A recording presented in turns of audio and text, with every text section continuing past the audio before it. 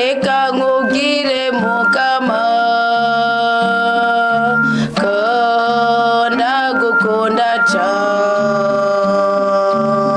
koko ndagukunda cyane, jewe sinoro nkuko ndabivuga. Reka nkubwire mukama jewe kunda ndabivuge ko ndagukunda cyane rwose, ndagukunda cyane mukama. Ore mana yanje reka ndabivuge ko ndagukunda cyane rwose, reka ndabivuge ko ndagukunda cyane rwose.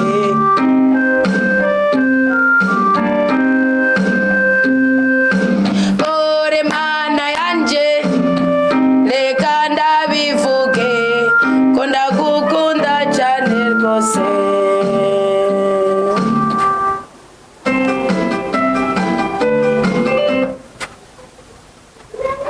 Turagukengurukiye cyane mukama, kuko uri Imana igira neza ryose, uri Imana itera iteka igatetura abayituye.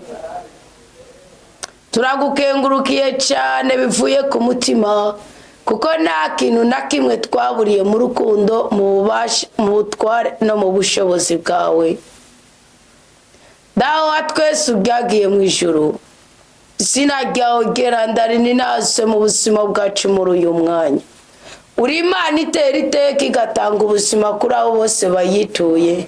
Niyo mpamvu waturenganije imisozi y'urupfu, ukaduha kubona uyu munsi w'241, ukaduha kubona uyu munsi utandukanye n'indi minsi twabonye, ukaduha kubona uyu munsi rigenekerezo rishasha mukama, ubiherwe ku icyubahiro. Dusigaje iminsi 3 turatanguye avomarke kugira ngo dushobore kwinjira mu kundi kwezi gushasha. Wowe utera iteka ugateturura ubwoko bwawe dutandukanye n'urupfu mwamenya guhora ku ngoma. Ntukigunge ngo ugende Mana ngo dusige twenyene, kuko Hosea yarahanuye mu kigabane cya 5:15 ngo Imana iravuga ngo nzokwigerura kubera ibyaha n'ubugome bwabo, ngo igihe bazogira amakuba n'imibabaro bazoheza abandondere naje ndabitabe. Mukama ntubanze kugenda turakwisabiye, ntubanze kugenda tuzanye imitima iciye bugufi, dukishijwe bugufi n'ukuri ku ijambo ryawe. Turashaka ngo amaraso meranda ya Yesu Kristo tweze rwose, ububasha bwiwe butubeko, impuhwe ziwe zitubeko, imbabazi ziwe zitubeko, ubudahangarwa buvuye mu ijuru bukorere muri twebwe. Mukama Yesu uganze mu buzima bwacu. Yesu amaraso yawe adutwikire kandi atwike imyuka y'ubwoko bwose, ububi bwose turabwase, agahinda kose turakase, ibicumuro byose, ibyaha byose, gucumura tubizi, gucumura n'ibigirangana turabyanse, turanabyibohoje ko mu izina ryawe. Turi abana b'Imana kandi uko tuzosa ni kurayishuka, ariko turi abana b'umutegetsi kandi biragaragara mu gihe utugirira impuhwe ukadutandukanya n'ubugome bw'isi. None Yesu Kristo umukunzi mwiza, uyu mwanya tuje kwakira isezerano rishasha mu izina ryawe. Tuje ngo data sesangure mu mateka yacu, data sesangure mu byo dushoboye byose, aheza sesaka ari ku mutima wacu, nasanga gahuye n'ukuri ku itegeko ryiwe, aduha umugisha, aduha umugwiza, adutabare, atugire neza, aduteturure, atubohore, adutwenze, aduha urubyaro, aduha amahoro, aduha ubwenge, aduha ubwigenge. Mukama Yesu turaje ngo musesangure mukamike imitima yacu, naco dukenyereye ko naco twibikiye. Ntabwo tuzongera kubaryaganya kimwe muri 10, ntabwo tuzongera kubaryaganya amashikanwa, ntabwo tuzongera kwigunga ngo tureke kugira impuhwe, imbabazi, urukundo n'ukwihangana. None Yesu numara gusesa, shinga ubwami bwawe kubw'ububasha bwa mutima w'umwiranda muri twebwe. Ushinge mu bacu turiko turasengera, n'ubushinga mu bagwaye barasubizwa ubuzima, n'ubushinga mu bagwaye amagufa yari yarumye arasubizwa ubuzima, n'ubushinga mu bagwaye inyama zari zarabotse zirazuka zirasubizwa ubuzima, n'ubushinga mu bagwaye imitsi yari yarazigira zibuka, n'ubushinga mu bagwaye ibyangiritse birakundeka. Yesu bikore bigaragare ko turi ubwoko bw'Imana. Urakiza ndabizi, uratabara ndabizi, urabohora ndabizi, uranezereza ndabizi. Bikore bigaragare ko turi ubwoko bwawe, bikore bigaragare ko turi basamuragwa b'ubwami bwawe. Bikore Yezu wanje, bikore mwami w'abami, bikore mushobora byose, bikore murengezi wacu. Kama Yesu ni wowe kudukura kure, duhe mutima wawe umweranda dufashe kwakira isezerano ry'ubutabazi buri hejuru y'ubundi bwose. Ingomana mutima mweranda muri twebwe hayaga ubwami bw'Imana. Ingomana mutima mweranda muri twebwe hayaga ubushobozi bw'Imana. Ingomana mutima mweranda muri twebwe agahinda kagenda gahimbare kinjire kuguyu mugisha wo kubona umunsi mushasha udasa niyo twahora tubona. Turakwakiriye neza kuko turi ubwoko bw'Imana, uduha umugisha n'umugwiza tubegwe nuko amaraso ya Kristo yadutyoroye akadukura ku imyanda y'ubwoko bwose, kandi umugisha n'umugwiza by'umukama kuramba no kuranirwa tugiye kubihabwa. Amen, amen, haleluya. Tugire Kristo. Muraho murabetse neza, nema y'Imana ibe mu mitima yacu igwiriye rwose, kandi urukundo rw'Imana ruduhaza ibyiza byose twagenewe isi itarashirwa mu masezerano. Ega buriya twebwe dupfa kwibanira ubundi turi abantu badasanzwe. Mana ubyumve kandi unyumve werekeresha ibimenyetso n'ibitangaro iri jwi ndiko ndakoresha. Dupfa kwibanira ubundi turi abantu batangaje rwose. Pawulo ariko arabivuga abibwira abanyefesi yagaze mu kigabane cya 2:10 avuga ngo turi abana badasanzwe, ngo Imana yaturemye twiremeye. Mwamuzi ko mwaremewe isi, yaturemye twiremeye, ngo ituremera muri Kristo Yesu, kandi turemera n'imirimo myinshi myiza nyeranda tuzorangurira muri Kristo Yesu. N'umurimo umwe ufite sebujo. None turi kwiheba, turi gutakara, turi kubwirike basigira umuco wa Kristo kuri uwo gatanu sozera yindi misi ya gatanu yo muri uko kwezi k'umunani. Bwira Imana uti Yamara umushinge, nyereka gacu, nyereka umuco. Mama, papa, bwira Imana maze nuko uyu munsi rero kuri igenekerezo rya 29 ukwezi k'umunani 2025 umunsi wa 140 twaje kwakira isezerano riri muri mwene Sirake 11:12b ngo kurabwa ryiza n'Imana ikakumara ubworo. Kurabwa ryiza n'Imana ikakumara ubworo. Kurabwa ryiza n'Imana ikakumara ubworo. Mana undabe ryiza kandi umara ubworo. Mana umurabe ryiza kandi umumara ubworo. Mana ubarabe ryiza kandi ubamara ubworo. Mana uturabe ryiza kandi utumara ubworo. Kurabwa ryiza n'Imana ukamaga ubworo. Nkabona cameraman yako yabipoze. Kurabwa ryiza n'Imana ikakumara ubworo. Kisubira ngo two. Ngo kurabwa bwiza. Bivuge neza cameraman please. Kurabwa ryiza n'Imana ikakumara ubworo. Kurabwa ryiza n'Imana. Congratulations. Kurabwa ryiza n'Imana ikakumara ubworo. Umuntu yakuraba ryiza akakumara inyota mugani yo kumara ubworo. Akakuvuna inyota mugani yo kuvuna umusase ndabara. Kuko imisasi nsamawe. Muzama mwakubititse ni mutazana ibyo mukeneye ngo mubishire munsi y'ububasha bwo witeka. Ni jambo ry'Imana rero muri mwene Sirake 11:12b. Ubundi nigiye mwene Sirake avuga ngo hari umuntu ashobora kuba namagara agakenera gifasha akabura ubukomezi akugarizwa n'ubworo, ariko umukama akamuraba ryiza akamumara akamuvana mu bworo bwe. Nukuvuga iki?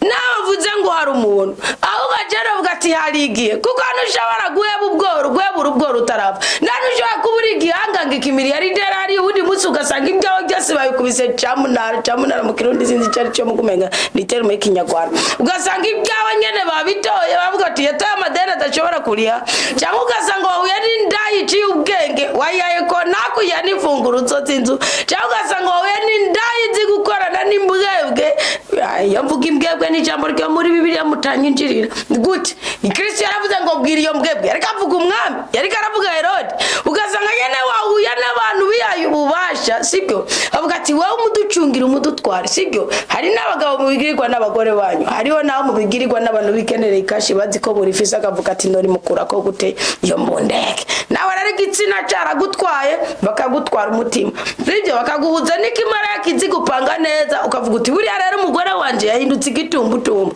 hakorera nkomeze nkabana ni igitumbutumbu reka ndaba yanda ikagukura mu mutima yamara gukura mu mutima numenye ko ari mission kuri wewe ukaza neza na neza ukaza kazuwana barakudodore kwabwira ati urava mu kazi uramaramara turabishira kuri karubanda ku rubuga utakoze ibintu ugatanga amasheke sans provision ugatanga amazu ugatanga iki ubu ngo mwaracibwenge ni mukibitanga nabo baracibwenge babikora kundi kwera ko atari yo mission nawe kambanze mbiceceke gato tuganira ijambo rero umuntu nashobora guhebura ubworo akiri muri uyu mwuka w'abazima nigikunda uburi umunyabwibone nigikunda uba wamaze kwigira Imana Kristo yaravutse aramara imyaka 30 arongera ko yindi 3 yo gukora ibitangaza nukuri pibyo yakoze cyangwa mvuga ni Kristo we iyo wonyihera imbaraga zari muri wowe ngandura imikate no kwikorera izo burangeri zizimbutse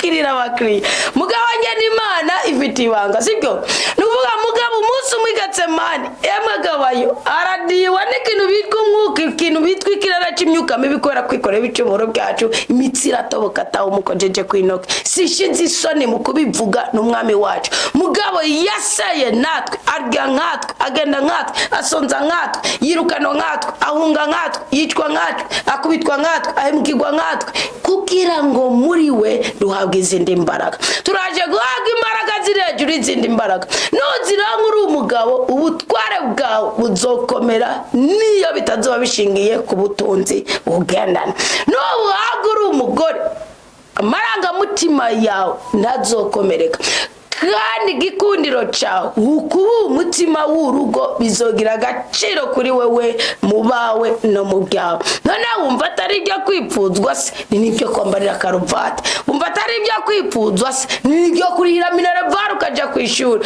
wumva atari ibyo kwipfuzwa se ndagenda kugiye kwa nibyo guteramira niyo mpamvu wagize neza guteramira iri sezerano rishasha kankongorera kantu kamwe nibihura nibyo mutima w'Imana ariko yagira umutima wawe urabe ntiwibanire kukaniho hari isoko ry'ibyiza byose ubuzima bwawe bukeneye kugira ngo uve mu bworo Bibiliya iravuga ngo mbese ndi musigaye gukubitikaniye ngo guhera mu bworo bw'ikirenge gushika mu ruhorihori ngo mwarakubititse reka mabwire iyo mugendera mu byaha iyo mugendera mu manyanga iyo mugendera mu bugome iyo mugendera mu bwibone iyo mugendera mu nsankana iyo mugendera mu mahane hari gihe bizoba kusiga byose uharanira amahoro arazinga nutaba muri ugo gwego nturagera no kuba muri aba bantu bagendera mu mbaraga zirejuru y'izindi uracyari umusore ashobora kuba fake uracyari umukobwa ashobora kuba imbundeke uracyari umugore ashobora kuba igishushushungwe uracyari umugabo ushobora kuba imbwebwe nukuvuga iki ngoresheje amajambo avugwa muri Bibiliya nabwo ndishira soni nongeye kubibabwira sibyo ngoresheje amajambo avugwa muri Bibiliya kwa nimba Bibiliya ivuga ngo imbwa nikarango imbere mu Nyisirayeli rondera characteristique z'imbwa uzinube ubone kuba intwari sibyo ubone kuba intwari nga kuri iyi si no mu bwami bw'ijuru wishimirwe hose iri jambo avuze ngo hari umuntu abana amagara gakenera gifasha akabura ubukomezi akugarizwa n'ubworo ngo ariko umukama akamuraba RYIZA akamuvana mu bworo bwiwe ariko imbere yuko wakirira isezerano ninde muntu Imana iraba RYIZA ikamukura mu bworo bwiwe mbese amajambo avugwa kuri Burayimu mbese ukwemera kwa Burayimu arico kukongora nk'umugabo uvuga no mugihe narabyara no mugihe umugore akimeze ukunegereza kwitwarika indero y'abana nkamenya kwishingano zanje mbwirizwa kuzuzuza niyo mugenza nje mbere inamba barabwira Timoteyo arabwira ngo Timoteyo ngo iyo umugabo adashoboye gutunganya ibyo mu rugo Imana yamuhaye kuyobora ngo akaba ari umwize akaba ari umukristo ngo abari musi urumva baye mbundeke ngo gusumba n'ubutigeze yitana mu kanwa gatoya bisigurike bisigura ko ukwiye guharanira ukuri kw'Imana mu buzima bwawe. Inema yibatisimo wawe ububasha bwo kuba umwana w'Imana murumuna wa Yesu Kristo ingora ya mutima mweranda ntibikwiye kuraba inyambaro y'uwundi, ntibikwiye kuraba ingendo y'uwundi, ntibikwiye kuraba ubutunzi bw'uwundi ngo umene ibanga ngo nikubereje. Uwo muntu rero amaze kugera kuri urwo rwego ngo bafise akavuna musase kuwiteka, uwo muntu ntiyigera aheregwa, uwo muntu ntiyigera akeanirwa. Murongo wa 13 uravuze ngo umukama aramutera iteka ngo benshi bakamutangarira. Uwiteka nyaguhora ku ngoma utwumva ubwoko bwawe ntari ndisengesho nje gusenga nuko twahuje umutima turi muri uyu muvukano wa Kristo komera Kristo ni muzima. Nta kindi gitangaza usibye ukuri kw'ijambo ryawe turonkera ngaho. Nidutegwa iteka tukigishwa tukumva tugashira mu ngiri ibyo watubwiye, turagusabye nawe uduhuze n'uku kuri kwavuye mu kanwa kawe.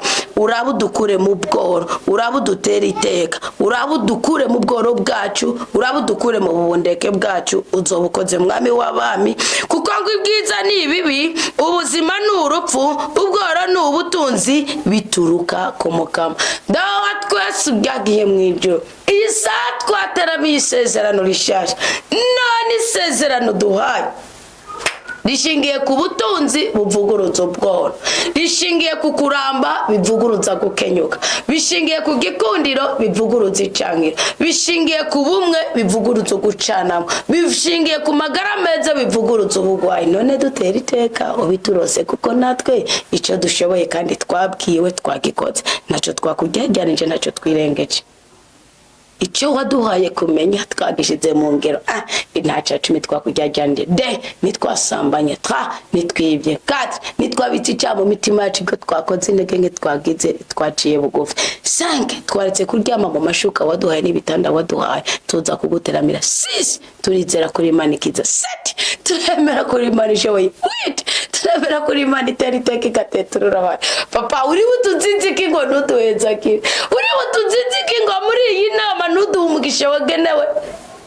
Umuyobozi yakwanije inama uwo munsi narigiye badatangira siyo mwirabarira ngaho nyene abaka bonisi, ni wowe utoduha kabonisi muri iyi nama tuje kuguteramiramo. Nturinde ugenda, ntuduhe umugongo, ahubwo twiyereke, utwereke mu maso hawe heranda, tubone kunezera ko kwako bwawe. Kandi turagushimiye ko bidukoreye mu izina rya Yesu Kristo, amen. Bibiliya iravuga ngo ingabirano y'umukama ngo yamana n'abayoboke, ngo kandi ubuntu bwiwe buzobateza imbere na naryo.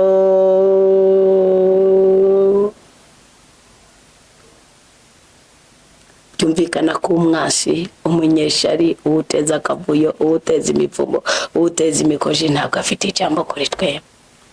Umwasa njira icobo, Imana ikinyereka icanzo, inyita nk'umuvyeyi yankunda, iyo mbyeyi nzoyiririmba. Aba Kristo muze dusenge, abera n'abavuza impundu, abamarayika baririmbe, kuko imbyeyi yakiraganje.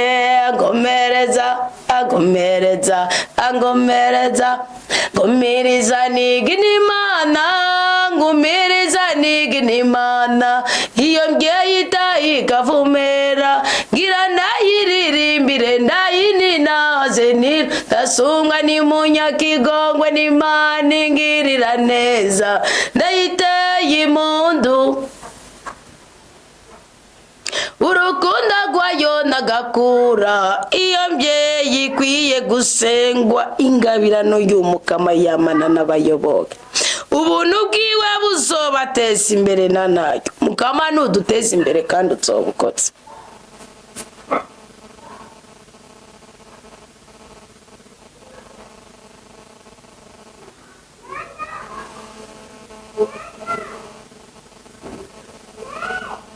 Bibiliya iravuga ngo hari umuntu ashobora gutunga kubera umwitwarariko n'ukuziganya, ngo ariko ubu ni wo mugabane w'impera yiwe. Niyibwira ati narose agahengwe, ubu ngiye kujya ku matungo yanje, kandi atazagiha ayo matungo azomara. Niyibwira mu mutima wiwe ati ubu narose agahengwe, ubu ngiye kurya ku matungo yanje, kandi atazagihe nawe azomara. azoyasigira abandi aheza were. Umira ku isezerano ryawe kandi ucudike naryo maze usazire mu gikorwa cyawe. Ntugatangarire ibikorwa by'umucumuzi, izera umukama ubandanye umurimo wawe kuko byoroshe mu maso y'umukama gutungisha umukene. Mana ubyumve ko byoroshe gutungisha umukene. Ntituje nk'abo bakene mu by'ubwami bw'ijuru, tuje nk'abakene mu by'isi. Turashaka nawe udutungishe mu bigaragara ukoze kubera iki? Mu bitagaragara turagupfukami, mu bitagaragara turagushengereye, mu bitagaragara turiko turakuninaza n'imitima yacu yose n'ubwenge bwacu bwose n'amagara yacu yose. Mukamutwiyera umuhezagiro. Nitugomba kwitwararika iby'isi ngo tuba abagwiza tunga bisi. Salomo yaravuze ngo byose ni ubusa gusa.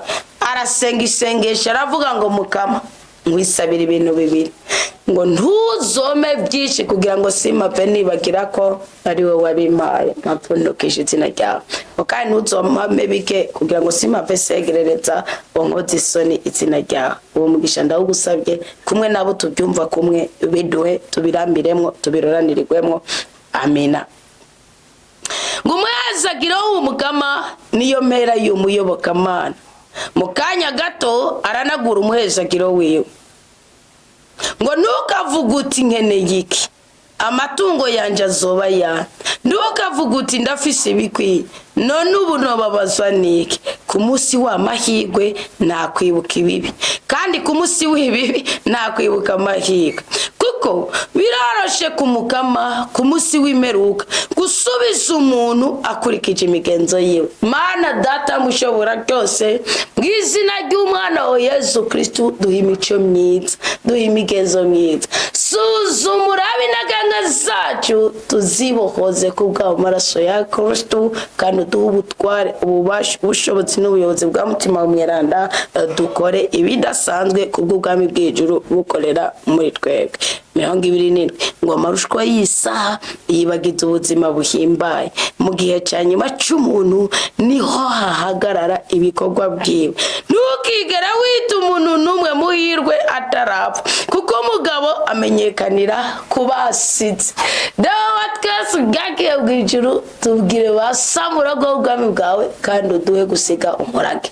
Yesu Kristo yaravuze ngo nari nazanywe no kudomeka, none ko maze kudomeka ngo harasigaye iki? Ndashimye amajambo mu buryo bugaragara, mu buryo bw'ibitekerezo, mu buryo bw'ubugingo. Duha umugisha wo guhorana nawe, duha umugisha wo kugendana nawe, duha umugisha wo gukorana nawe, kandi udutungishe, udukure mu kabuyo, udukure mu bisuzuguro, udukure mu gahinda, udukure mu mibabaro. Turazi neza ko umuntu wese akubaha atigera buri kintu na kimwe.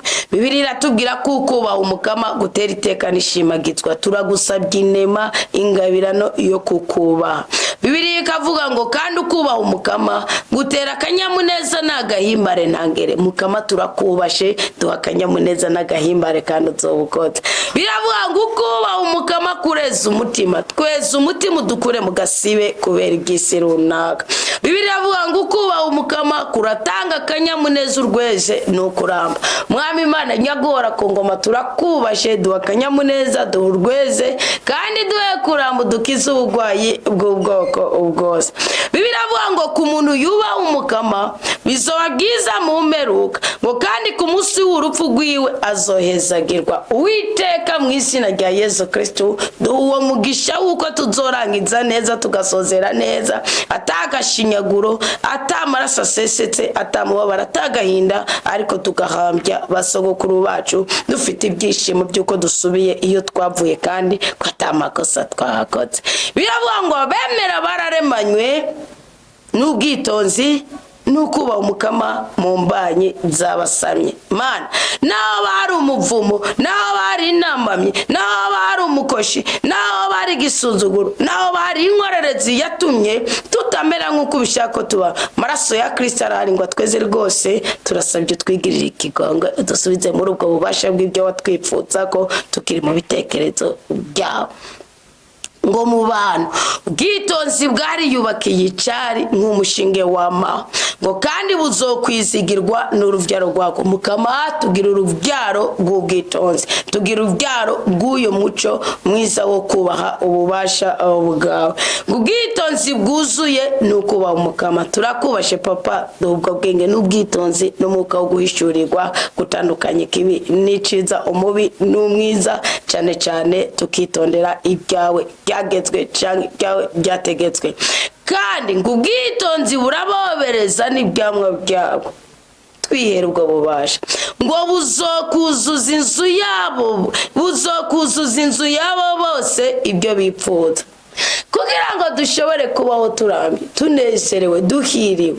Mukama ubwo bwitonzi kugira ngo twuzure, twimburire muri bwo, tubone kuzuzwa ibyangombwa byose dukeneye byo dufasha kubaho turambye kandi turoraniwe.